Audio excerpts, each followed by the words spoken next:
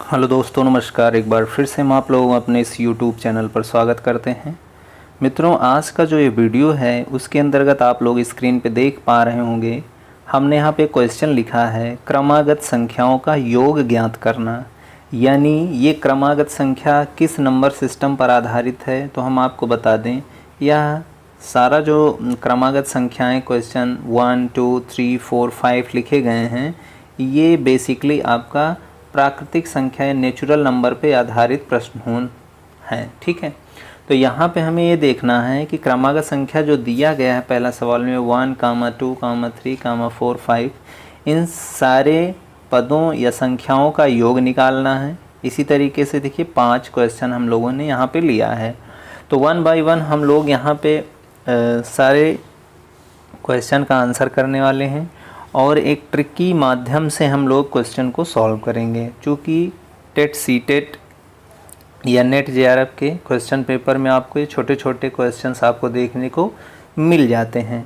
तो इसके पहले आपको हम दो यहाँ पे ट्रिक बताने वाले हैं। ट्रिक या कह सकते हैं फार्मूला ही आप समझ लीजिए। क्योंकि उन दो बेसिक फार्मूले को इस्तेमाल करेंगे तो आप बेहतर तरीके से जल्दी आप लोग आंसर कर पाएंगे। तो इसके लिए हम आपको दिखा देते हैं, आप लोग नोट भी कर सकते हैं। तो यहाँ पे जैसे कोई क्रमागत संख्या आपको दिया गया है, जैसे वहाँ पे 1, 2, 3 दिया गया है, तो संख्याओं का योग निकालना अगर होगा तो आप इस फार्मूले को इस्तेमाल करेंगे। ये फार्मूला आप लोग नोट कर लीजिए, ध्यान से देख लीजिए। इसमें लिखा है संख्याओं का योग या पदों का योग निकालना है, तो t+a ब्रैकेट में लिखो, फिर मल्टीप्लाई बाई n और टोटल का अपान में 2 कर लेना है। t यहाँ पे आपका रिप्रेजेंट कर रहा है अंतिम पद को या अंतिम संख्या को, अंतिम संख्या को। ठीक है, और a आपका जो है रिप्रेजेंट कर रहा है प्रथम पद को या प्रथम संख्या को। ठीक है, जो श्रृंखला दिया जाएगा उसमें कोई एक लास्ट टर्म होगा, उसे हम t बोल रहे हैं। a हमारा जो प्रथम पद होगा, जो भी श्रृंखला आपके पास दिया होगा। n हमारा जो है टोटल नंबर ऑफ टर्म्स होंगे, यानी जितने आपके पद होंगे उसे n से रिप्रेजेंट किया जा रहा है। कहीं कहीं पे आपको n ही नहीं निकाल पाते हैं, तो n निकालने का फार्मूला हमारे पास ये है। टोटल नंबर ऑफ टर्म्स यानी पदों की संख्या अगर आपको निकालना होगा तो आप इस फार्मूले से निकालेंगे। स्मॉल n बराबर t-a/d, जहाँ पे t आपका वही अंतिम पद है। ठीक है, a आपका प्रथम पद है और d आपका जो है सर्वांतर है। सर्वांतर यानी कॉमन डिफरेंस है दिए गए टोटल श्रृंखला में से। ठीक है, तो ये दो फार्मूले आप इस्तेमाल करेंगे तो प्राकृतिक संख्याओं पे आधारित संख्याओं का योगफल आप निकाल सकते हैं, या श्रृंखला में कितने पद हैं उसकी गणना आप लोग कर सकते हैं। तो आइए चलते हैं, अब हम लोग क्वेश्चन करते हैं। तो जैसा पहला यहाँ पे आपके पास क्वेश्चन दिया गया है 1, 2, 3, 4, 5 टू अप टू 60 का योगफल निकालिए। योगफल निकाल लीजिए। अब योगफल निकालने के लिए आप लोग क्या करेंगे, आप अब अगर ध्यान से देखें तो उसी फार्मूले को इस्तेमाल करेंगे, यानी योग बराबर अंतिम पद प्लस प्रथम पद इंटू n/2 कर लेंगे। तो यहाँ पर t हमारे पास कितना है मित्रों, लास्ट वाली वैल्यू आपके पास देखिए 60 है और पहला पद 1 है।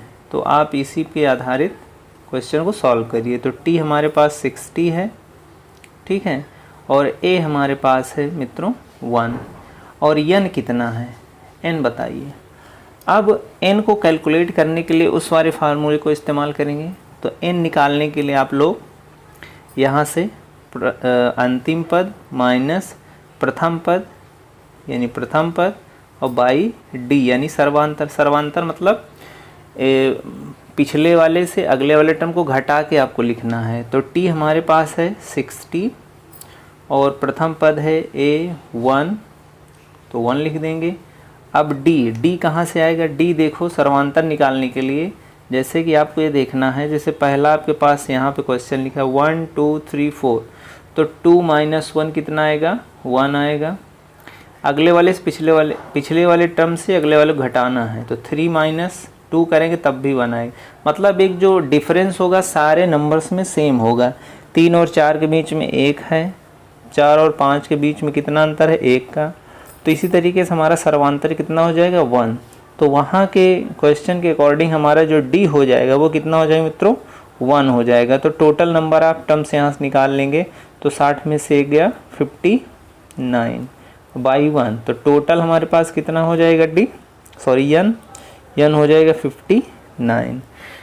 अब 59 की वैल्यू यहाँ पे रख लीजिए तो पूरा योग आ जाएगा। तो आइए हम लोग आगे बढ़ते हैं। तो हमारे पास टोटल जो होगा योग t यानी 60 प्लस A1 इंटू 59 और बाई में 2 हो जाएगा। अब इसे सॉल्व कर लीजिए। तो 61 इंटू 59 बाई 2 अब मल्टीप्लाई करके आप लोग लिख लीजिए। यहाँ से हो जाएगा 9 5 अच्छा 35 9 54 4 हो जाएगा। 35 30 5 35 आप जोड़ सकते हैं। 9 5 4 9 5 3 अर्थात आपका योग हो जाएगा टोटल 3599 बाई 2। अब इसी को सॉल्व कर लेंगे तो कितना आ जाएगा, ये आ जाएगा समथिंग 1 214 और दोनों 18 समथिंग ये आ जाएगा। तो ये हमारे पास टोटल योग हो जाएगा इसका। इसी तरीके से आगे भी कभी क्वेश्चन आप कर सकते हैं। यहाँ पे दूसरा सवाल है, आप योग निकाल सकते हैं 2, 4, 6, 8, डॉट 60 का। आपको इसका योग निकालना है। तो योग निकालने के लिए सबसे पहले टोटल नंबर ऑफ आपको टर्म्स चाहिए। तो n निकालने के लिए आपको क्या चाहिए, t minus a by d चाहिए। तो t की वैल्यू हमारे पास कितना है, अंतिम पद यानी 60 है, और a हमारे पास कितना है, प्रथम पद ये 2 है। आपके पास d कितना है, सर्वांतर 4 में से 2 गया 2, 6 में से 4 गया 2, अर्थात 2 ही आएगा। तो t a d सब कुछ पता चल गया। आप n की वैल्यू कैलकुलेट कर सकते हैं। 60 माइनस 2 बाई 2, तो 60 में से 2 गया तो 58 बचेगा, और 58 बाई 2 करेंगे तो आपके पास आ जाएगा कितना, 2 चौक 2 दूनी 4, 2 9 18 यानी 29 टर्म्स आपके पास मिल जाएंगे। तो n का मान हमारे पास आ जाएगा 29। अब चलिए हम टोटल योग निकाल लेते हैं। टोटल योग निकालने के लिए आपके पास बेसिक फार्मूला है, योग बराबर हो जाएगा t अंतिम पद प्लस प्रथम पद इंटू n बाई 2, सारी वैल्यूज़ रख दो। अंतिम पद 60 है, प्रथम पद 2 है, और टोटल नंबर ऑफ आया टर्म्स 29 और बाई 2 कर लीजिए। तो 60 2 62 यानी 62 इंटू 29 बाई 2। अब इसको काट दीजिए, 2 एकम 2, 2 3 6, 2 एकम 2। अब 31 इंटू 29 कर लीजिए। तो 31 इंटू 29 आप करेंगे तो 2 9 हो जाएगा, 9 त्रिक 27 और 3 दूनी 6, 6 2 8 9 हो जाएगा, और यहाँ से 7 2 9 हो जाएगा और 8 हो जाएगा। तो यानी टोटल आपके पास जो योग आया 899। तो यही हमारे पास क्या हो जाएगा, इसका मित्रों आंसर हो जाएगा। इसी तरीके से और भी जो क्वेश्चन आपके सामने दिए गए थे आप उसको क्वेश्चन का आंसर कर सकते हैं। एक यहाँ पे लास्ट क्वेश्चन है, आप देख रहे होंगे कि 3 के प्रथम 10 गुणज। प्रश्न है आपके पास 3 के प्रथम 10 गुणज का योगफल निकालो। अब 3 के प्रथम 10 गुणज कैसे निकालेंगे। अब सबसे पहले आप गुणज निकालिए। गुणज क्या होता है, आपको थोड़ा सा गुणज बता दें, या मल्टीप्लिकेशन या मल्टीपल इसको कहते हैं। जैसे 3 का गुणज मतलब नेचुरल नंबर में, नेचुरल नंबर कहाँ शुरू होता है, natural number 1 2 3 4 and so on, ठीक। अब आपका 3 के गुणज चाहिए, 3 के गुणज, तो 3 के गुणज का मतलब है कि आप नेचुरल नंबर 1 में 3 से मल्टीप्लाई करते रहिए। ओके, कब तक करना, जब तक 10 नंबर आपके पास आ ना जाए। तो 3 इंटू 1 चाहिए, 3 इंटू 2 चाहिए, 3 इंटू 3 चाहिए, 3 इंटू 4 चाहिए, 3 इंटू 5 चाहिए, 3 इंटू 6 चाहिए, 3 इंटू 7 चाहिए, ठीक है। और उसके बाद 3 इंटू 8 चाहिए, 3 इंटू 9 चाहिए, 3 इंटू 10। अब देखो 10 हो गया, 10 तक का गुणज चाहिए। 1 2 3 4 5 6 7 8 9 10, ये 10 हो गया। अब इसको मल्टीप्लाई करके एक सीरीज में आपको लिख लेना है।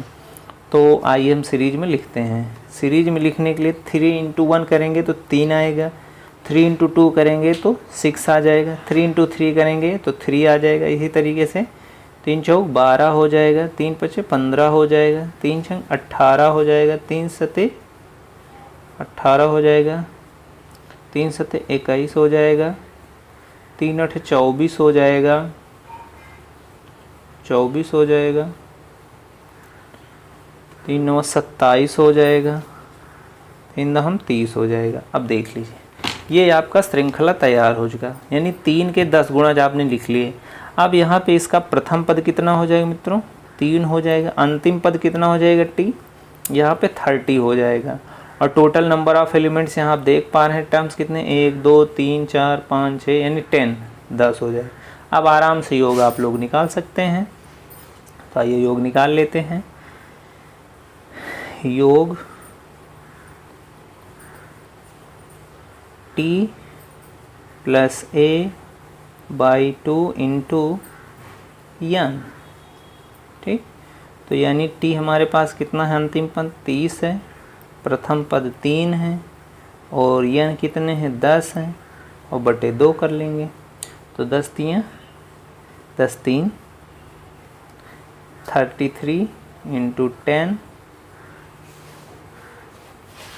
बटे 2। अब 2 पंचे 10 हो जाएगा।